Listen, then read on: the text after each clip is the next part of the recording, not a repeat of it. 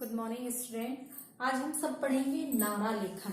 नारा लेखन जो टॉपिक है ये class 10th course A and class 9th का सिलेबस है। तो इस सिलेबस के अंतर्गत नारा लेखन क्या होता है, इसे कैसे लिखेंगे, इसकी विशेषताएं क्या हैं, इसका प्रयोग किस प्रकार करना है, इन सब के बारे में आज हम पढ़ेंगे। तो सबसे पहले नारे को हिंदी में उद्घोष, आह्वान, ठीक है, यानी कि पुकारना, वाक्य, नीति वचन, सिद्धांत, वाक्य प्रचार, वाक्य भी कहते हैं। अर्थात नारे को बताया मतलब हिंदी में क्या क्या नाम दिए गए। आह्वान करना, ठीक है, उद्घोष करना। उद्घोष का मतलब होता है किसी को प्रेरित करना, यानी उसके अंदर इतने भाव उत्पन्न करना कि वह इंसान किसी भी कार्य को करने के लिए जागृत हो जाए। ठीक है, तो सबसे पहली बात हम परिभाषा में आते हैं। नारा विभिन्न विषयों से संबंधित समाज में किसी वस्तु की विशेषता को स्थापित करता है। नारा जो होता है वह विभिन्न विषयों से संबंधित होता है, चाहे वह सामाजिक हो, चाहे वह धार्मिक हो, चाहे वह व्यवसायिक हो, ठीक है, चाहे वह आध्यात्मिक हो, किसी भी क्षेत्र में वह हो सकता है नारा। और उस नारे से समाज के हम उन मूलभूत आवश्यकताएं बोला जा सकता है, या फिर मूलभूत नियम, या फिर मूलभूत कारकों की ओर निर्देशित करता है, तो उनकी विशेषता को बताता है। या फिर संक्षिप्त में हम कह सकते हैं कि संक्षिप्त, सार्थक एवं प्रेरणादायक वाक्य ही नारा या स्लोगन कहलाता है। अर्थात जो संक्षिप्त रूप में बहुत गहरी बात कह दे वह होता है नारा लेखन।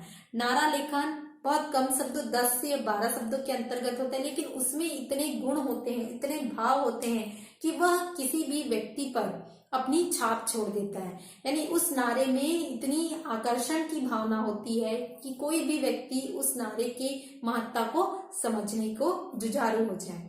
ठीक है, अब हम आते हैं कि नारा लेखन, जब भी नारा लेखन करते हैं हम, तो आपको कुछ बातों का ध्यान रखना है कि नारा का अस्तित्व, उसका रूप कैसा है। नारा, ठीक है, नारा लेखन में नारे का अर्थ ये होता है कि उच्च स्वर में बोलना। अर्थात जब अगर आप कभी भी नारा लेखन लिखेंगे या फिर नारा बोलेंगे तो आप में उच्च स्वर में वह भावना होनी चाहिए, उसमें लय जो होना चाहिए वह एकदम उच्च स्वर का होना चाहिए। ठीक है, और एक बात हम आपको उदाहरण के तौर पे दे सकते हैं। स्वतंत्रता आंदोलन के समय बहुत सारे नारों का निर्माण हुआ था, तो उन नारों में बहुत सारी भावनाएं थी जो लोगों को आकर्षित करती थी। जैसे सुभाष चंद्र बोस का नारा था, तुम मुझे खून दो मैं तुम्हें आजादी दूंगा। तो इस वाक्य में, इस नारे में इतने भाव थे कि लोग बात उस बात को, सुभाष चंद्र के जो नारे के बात को लेकर इतने उत्साहित हुए, इतने जागृत हुए कि बहुत सारे लोग आंदोलन से जुड़ने लगे। तो स्वतंत्रता आंदोलन में नारों का बहुत बड़ा योगदान था। नारे जो थे वे लोगों को आकर्षित करते थे, अपने देश प्रेम को, अर्थात नारे लोगों के मन में देश प्रेम की भावना को जागृत करने में सफल हुए। तो आगे हम पढ़ते हैं कि नारों का प्रकार, नारों के प्रकार। तो नारे होते हैं टोटल 6 प्रकार के। पहला सामाजिक नारा, दूसरा धार्मिक नारा, तीसरा राजनैतिक नारा, चौथा उत्साहदायक नारा, पांचवा व्यवसायिक आध्यात्मिक नारा और छठवा प्रेरकात्मक नारे। सामाजिक क्षेत्र में, यानी कि हम जैसे समाज के लिए कहा, समाज में बहुत सारी उत्पीड़न होती है, बहुत सारे ऐसे कहा जा सकता है कि ऐसे बहुत से कारक होते हैं जो हमारे नियमों के विरुद्ध होते हैं। ठीक है, तो उन सब चीजों को रोकने के लिए हम नारों के द्वारा, ठीक है, नारों के द्वारा हम उन बाधाओं को रोक सकते हैं। सेकेंड है धार्मिक नारा, अर्थात धार्मिक नारा से तात्पर्य धार्मिक क्षेत्र में जो नारे होते हैं। थर्ड है राजनीतिक नारा, जिंदाबाद जिंदाबाद करके आप लोग सुनते होंगे, हर एक पार्टी के पीछे जिंदाबाद कहा जाता है, तो ये सब क्या है, राजनीतिक क्षेत्र के अंतर्गत आता है। फोर्थ है उत्साहदायक नारा, तो जैसे कि मैंने अभी एग्जांपल दिया था कि तुम मुझे खून दो मैं तुम्हें आजादी दूंगा, ये भी उत्साहवर्धक नारा है। ये उत्साहवर्धक भी और सामाजिक के दोनों के अंतर्गत आएगा। करो या मरो, आपको कुछ करना है तो करना है। ठीक है, ये सारी चीजें नारों के अंतर्गत आती है और ये उत्साहवर्धक नारे हैं, अर्थात आपके अंदर उत्साह की भावना को प्रेरित करते हैं, उत्साह की भावना को जागृत करते हैं। नेक्स्ट है व्यवसायिक या आध्यात्मिक नारा। तो व्यवसायिक या आध्यात्मिक, अध्यात्म की ओर, साधना की ओर भी बहुत सारे नारे होते हैं जो हमारे अंदर ऐसे भाव जागृत करते हैं जिसके कारण हमारे मन के भाव जागृत होते हैं और हमारे अंदर अध्यात्म की ओर थोड़ी भावना जागृत होती है। नेक्स्ट पॉइंट है प्रेरकात्मक नारे। प्रेरकात्मक नारे से तात्पर्य है आपके अंदर में प्रेरणा उत्पन्न करना, यानी आपको किसी भी क्षेत्र से लगाव उत्पन्न करने के लिए प्रेरकात्मक नारों का प्रयोग किया जाता है। तो ये हुए आपके नारों के प्रकार 6। अब हम आते हैं नारा लेखन जब भी लिखते हैं तो कौन कौन सी सावधानियां का प्रयोग करना चाहिए, नारा लेखन की कौन सी विशेषताएं होती हैं, इसके बारे में हम जानेंगे।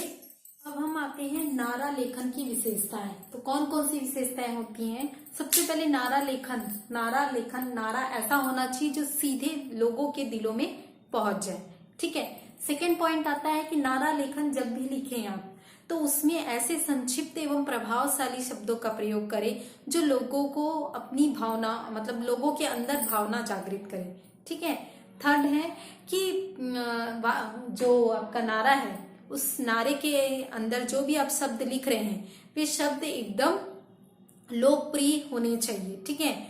नेक्स्ट पॉइंट आता है कि नारा लेखन जब भी आप करते हैं तो उसके अंदर कम से कम 10 से 12 शब्द होने चाहिए, उससे अधिक शब्दों का प्रयोग नहीं करना चाहिए।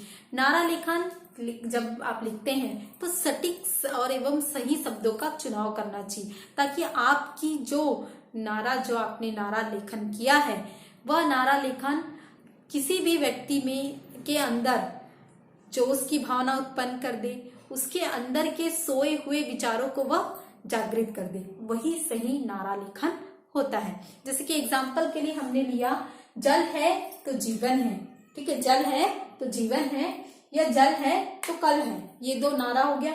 अब आप नारा लेखन लिखे, आपको मार्क्स अच्छे करने हैं, ठीक है, आपको थोड़ी क्रिएटिविटी लानी है तो आप क्या करेंगे, ये जल है तो जीवन के साथ ही आप चित्र के माध्यम से वहां पर आप शो करेंगे कि जल के बारे में बता रहे हैं, ठीक है।